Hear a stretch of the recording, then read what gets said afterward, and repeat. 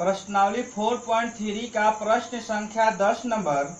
मैसूर और बेंगलोर के बीच के 132 किलोमीटर यात्रा करने में एक एक्सप्रेस रेलगाड़ी सवारी गाड़ी से 1 घंटा समय कम लेती है। यदि एक्सप्रेस रेलगाड़ी की औसत चाल सवारी गाड़ी की औसत चाल से 11 किलोमीटर प्रति घंटा अधिक हो तो दोनों रेलगाड़ियों की औसत चाल ज्ञात करिए। रेलगाड़ियों की औसत चाल ज्ञात कीजिए।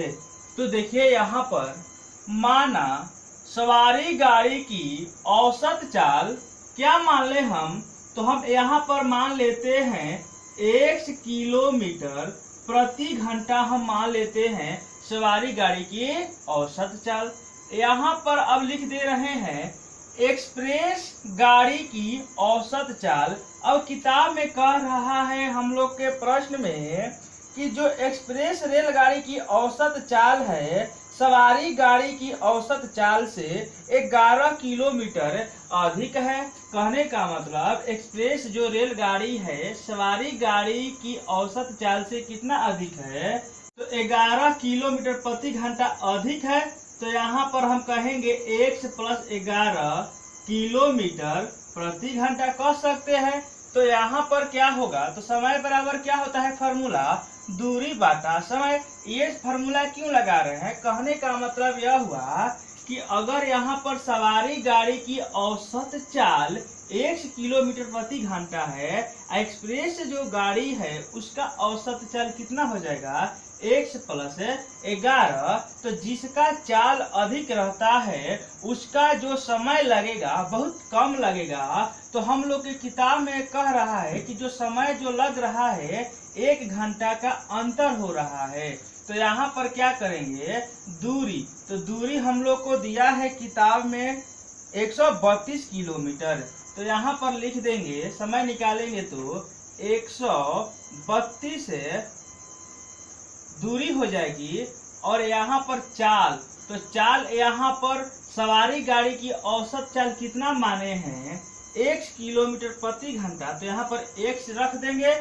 और यहाँ पर क्या हो रहा है, जो दूरी है दोनों गाड़ी के लिए क्या है समान दूरी है। कहने का मतलब कि यहाँ से यहाँ तक की दूरी जो है हमारा, यहाँ से यहाँ तक की जो दूरी है 132 किलोमीटर है। अब यहाँ से गाड़ी चलना प्रारंभ होती है, जो एक ट्रेन है और यहाँ से चलना प्रारंभ होती है। तो एक सवारी गाड़ी है जिसका चाल है 1 किलोमीटर प्रति घंटा और एक एक्सप्रेस गाड़ी है जिनका चाल जो है x + 11 किलोमीटर प्रति घंटा है। क्योंकि किताब में कह रहा है कि जो सवारी गाड़ी से जो एक्सप्रेस गाड़ी है उसका चाल 11 किलोमीटर प्रति घंटा अधिक है किससे, सवारी गाड़ी से। तो जाहिर सा बात है कि यहाँ तक पहुँचने में कौन जल्दी पहुँचेगा, तो ये पहुँचेगा क्योंकि इसका जो चाल है अधिक है और इसका जो चाल है कम है। तो समय कौन कम लगाएगा, तो जिसका चाल अधिक रहता है वह समय कम लगाएगा। तो यहाँ पर वही कंडीशन हो रहा है। तो यहाँ पर भी समान दूरी है, दोनों गाड़ी के लिए क्या है समान दूरी है। तो यहाँ पर लिखेंगे x + 11। और किताब प्रश्न में बोल रहा है कि दोनों का अंतर जो है कितना है 1 घंटा का है। देखिए हम लोग का प्रश्न में दे रहा है कि जो सवारी गाड़ी से 1 घंटा समय कम लेती है, कौन एक्सप्रेस वाली, तो दोनों का अंतर ही न हुआ कितना 1 घंटा। तो हम इनको हल करेंगे, तो यदि हम इनको एलसीएम लेंगे तो एलसीएम हमारा कितना होगा, तो एलसीएम निकल करके आएगा x × x + 11 हो जाएगा हमारा एलसीएम। और यहाँ पर क्या होगा, तो पिछले वीडियो में हम लोग देखे थे 30 से 30 गुना कर देते थे, तो ये कितना हो जाएगा 132 × x + 11 हो जाएगा माइनस 132 × x से हल करेंगे तो 132 x हो जाएगा और बराबर कितना है 1 है। तो यहाँ पर क्या करेंगे, हल करेंगे तो 132 ले और x से गुना करेंगे तो कितना निकल करके आएगा, 132x प्लस 132 और 11 से यदि हम गुना करेंगे तो कितना होगा, 1452 होगा माइनस, और यहाँ पर क्या बचा, 132x बाटा में x और x से गुना करेंगे तो हमारा निकल कर आएगा x square plus x into 11 से हल करेंगे तो हमारा निकल कर आएगा 11x और यहाँ पर बराबर 1। हम यहाँ पर बराबर 1, यहाँ पर देख रहे हैं ये वाली संख्या और ये वाली संख्या कट जाएगी क्योंकि सेम है, और यहाँ पर प्लस है और यहाँ पर माइनस है, तो हम क्या करेंगे, मल्टीप्लाई कर देंगे, माने तिरछा तिरछी क्या कर देंगे, गुना कर देंगे, क्योंकि यहाँ पर भी कुछ नहीं रहता है तो क्या छिपा रहता है, एक छिपा रहता है, और ऐसे तिरछा तिरछी गुना कर सकते हैं। तो यदि हम x स्क्वायर प्लस 11x और 1 से गुना करेंगे तो हमारा जो संख्या बचेगा x स्क्वायर प्लस 11x बराबर, अब यहाँ से और यहाँ से यदि हम गुना करेंगे तो 1452 और 1 से हल करेंगे तो हमारा निकल कर आएगा 1452। अब इसको क्या करेंगे, समीकरण के रूप ले लेते हैं, तो x स्क्वायर प्लस 11x और इधर प्लस में है तो इधर क्या में हो जाएगा, माइनस में 1452। अब यहाँ पर कुछ नहीं रहेगा तो हम क्या करेंगे, 0 दे देंगे। अब यहाँ पर क्या करेंगे, तो हम समीकरण को तोड़ेंगे।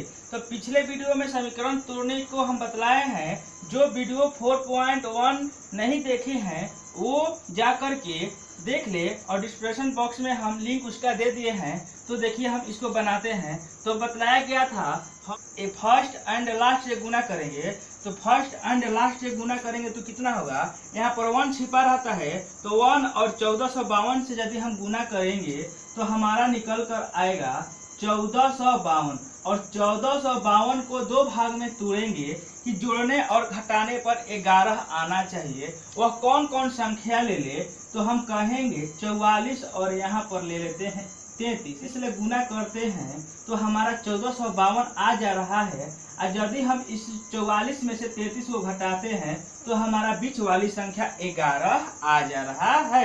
तो हम यही दोनों संख्या को ले लेते हैं। तो यहाँ पर हमारा बनेगा x square plus 44x minus 33x minus 1452 बराबर 0। अब यहाँ क्या करेंगे कि दो को लेकर के कॉमन निकाल लेते हैं। तो यहाँ पर कॉमन क्या निकलेगा, तो यहाँ पर कॉमन निकाल लेते हैं x, तो यहाँ पर x प्लस कितना बचेगा 44 माइनस, यहाँ पर यदि कॉमन 33 निकाल लेते हैं तो यहाँ पर बचेगा x, और यहाँ पर माइनस लाना है, तो यहाँ पर अगर हम माइनस रखेंगे तो माइनस माइनस क्या होगा, प्लस हो जाएगा। इसलिए हम यहाँ पर क्या कर दे, प्लस कर देंगे, तो माइनस प्लस क्या होगा, तो माइनस होगा, तो यहाँ पर माइनस ही लाना था। और एक बात बोले थे हम, जो संख्या यहाँ पर होगा वही इसमें होगा, तो x प्लस कितना कर दे 44, अब बराबर क्या होगा 0 होगा। तो अब हम यहाँ पर हल करते हैं, यहाँ पर लिखेंगे x माइनस 33 और x प्लस 44, अब बराबर क्या होगा 0 होगा। तो यहाँ पर क्या करेंगे, x माइनस 33 बराबर क्या करेंगे 0, और यहाँ पर x प्लस 44 बराबर क्या करेंगे 0। तो यहाँ पर हल करेंगे तो x बराबर जो हमारी संख्या है वह निकल कर आएगा प्लस में 33, क्योंकि यहाँ पर माइनस है तो यहाँ पर पलटेगा तो क्या में हो जाएगा, प्लस में हो जाएगा। और यहाँ पर जो संख्या होगा 44 यहाँ पर प्लस में है तो इधर क्या में हो जाएगा, तो माइनस में कितना हो जाएगा 44। तो यहाँ पर कहेंगे जो चाल होता है, चाल धनात्मक होता है, चाल क्या होता है, धनात्मक होता है। यहाँ पर चाल क्या होता है, धनात्मक होता है। तो यहाँ हम इसको, यह ऋणात्मक है तो हम उसको तो नहीं लेंगे, तो हमारा धनात्मक है x बराबर 33। तो हम कहेंगे कि सवारी गाड़ी की औसत चाल x माने थे, तो x का वैल्यू कितना आया 33। तो यहाँ पर लिख देंगे सवारी गाड़ी का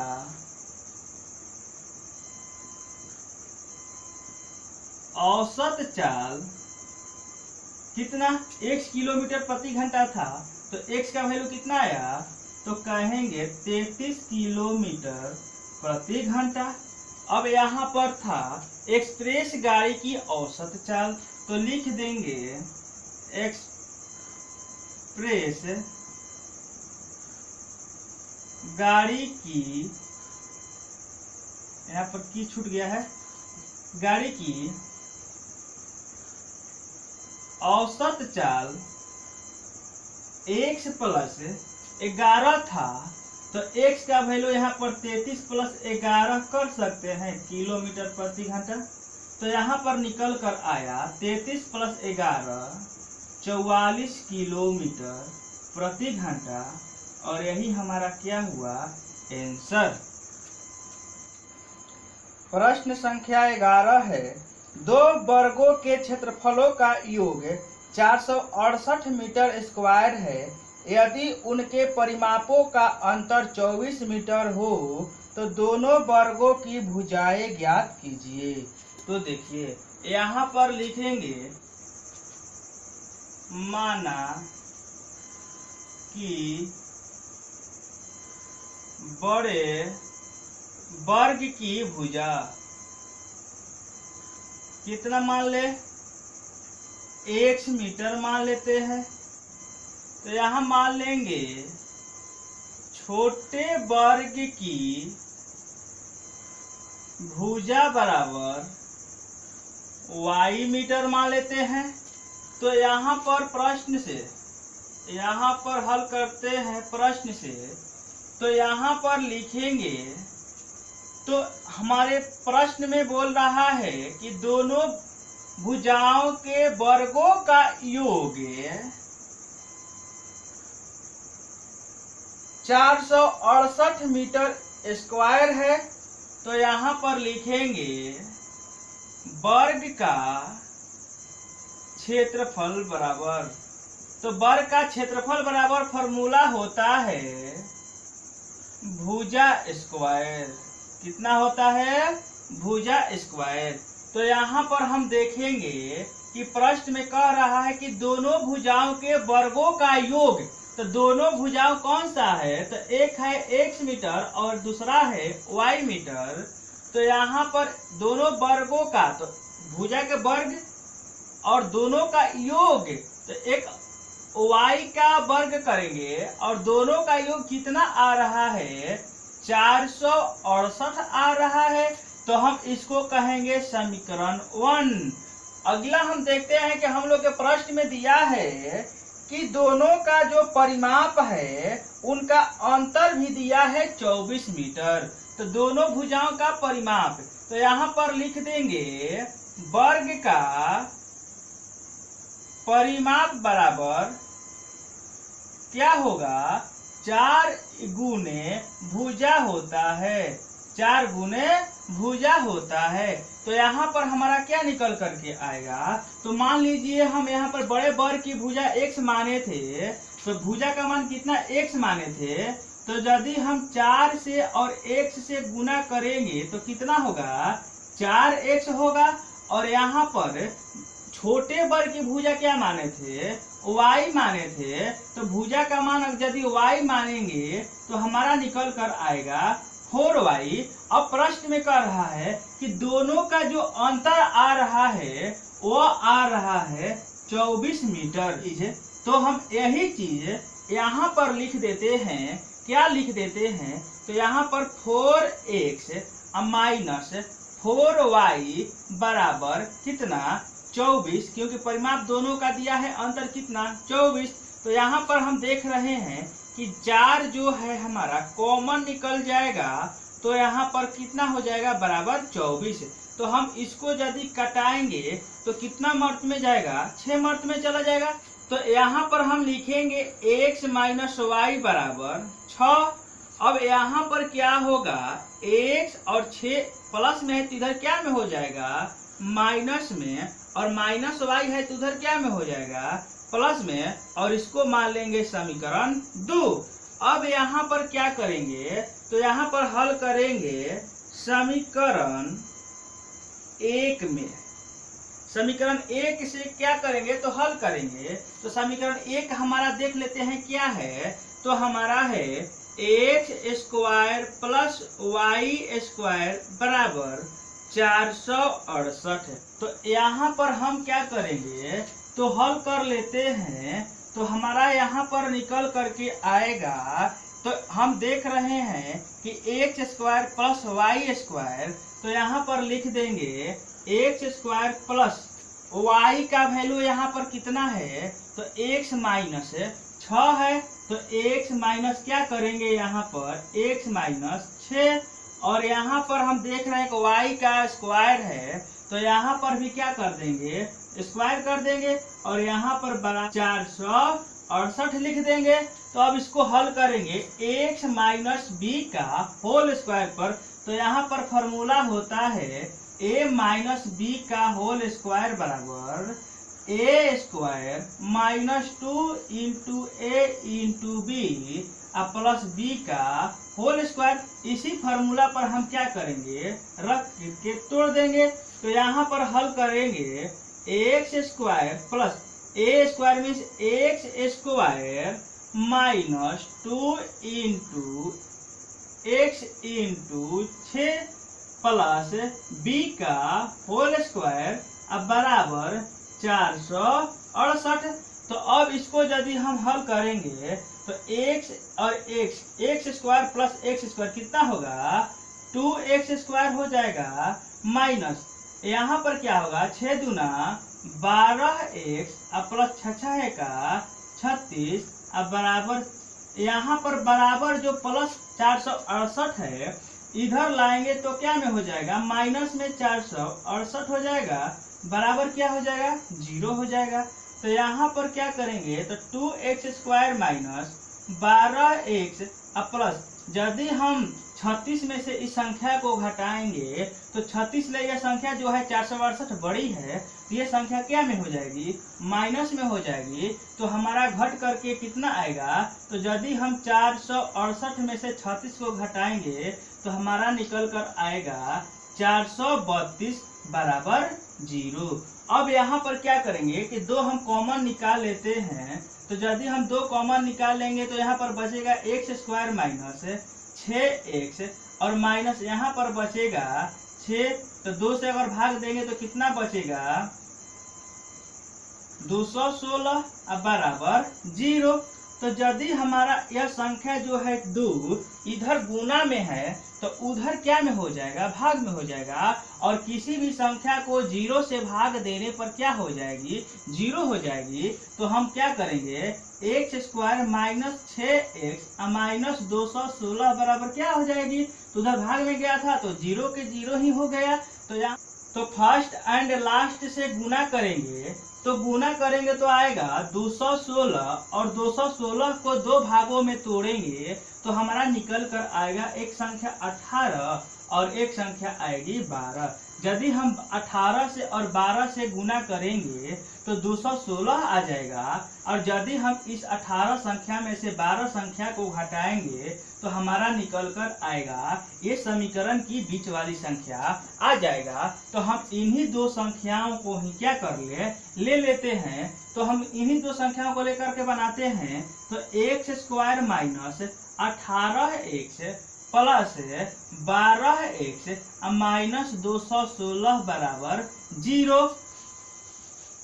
तो यहाँ पर क्या करेंगे, 2 संख्या लेकर के कॉमन निकालेंगे। तो इसमें क्या कॉमन निकालेंगे, तो x कॉमन निकाल लेते हैं। तो यहाँ पर बचेगा x माइनस 18 प्लस यहाँ पर यदि हम 12 कॉमन निकालें तो यहाँ पर बचेगा x माइनस 18, क्योंकि यही संख्या यहाँ पर भी होती है तो हम डायरेक्ट भी लिख सकते हैं यदि हमारा ये सिस्टम सही हो तो। बराबर कितना हो जाएगी, 0। तो एक बार बाहर वाली संख्या को ले लेंगे और इन 2 संख्याओं में से किसी एक संख्या को लेना है। तो x प्लस क्या करेंगे 12, ये संख्या और इस संख्या को ले लिए x प्लस 12, और इन 2 संख्याओं में से हम किसी एक संख्या को लेंगे तो x माइनस 18 और बराबर यहाँ पर क्या था 0। तो तो हम 0 लिख दिए। तो यहाँ पर निकल कर आएगा x प्लस 12 बराबर 0, x माइनस 18 बराबर 0। तो x बराबर क्या हो जाएगी, -12 हो जाएगी, और यहाँ पर क्या हो जाएगी, +18 हो जाएगी। x बराबर -12 और x बराबर कितना, 18। तो यहाँ पर जो हमारा लंबाई होगा ऋणात्मक नहीं होता है, तो यहाँ पर हमारा जो लंबाई होगा धनात्मक होगा। तो धनात्मक संख्या ये वाली होगी। तो यहाँ पर तो हमारा बड़े वर्ग की भुजा का ही मान निकला है। अब यहाँ पर छोटे वर्ग की भुजा क्या माने थे, y। तो y का भी तो मान निकालना है। तो y का मान निकालने के लिए क्या करेंगे, तो समीकरण 2 को हम हल करेंगे। तो यहाँ पर लिख देंगे समीकरण 2 से, समीकरण 2 से। तो समीकरण 2 क्या दिया है, x माइनस 6 अब बराबर y। तो x माइनस 6 अब बराबर y। तो यहाँ पर x का वैल्यू कितना आया, तो धनात्मक वाली संख्या को लेंगे तो 18 माइनस 6 अब बराबर y।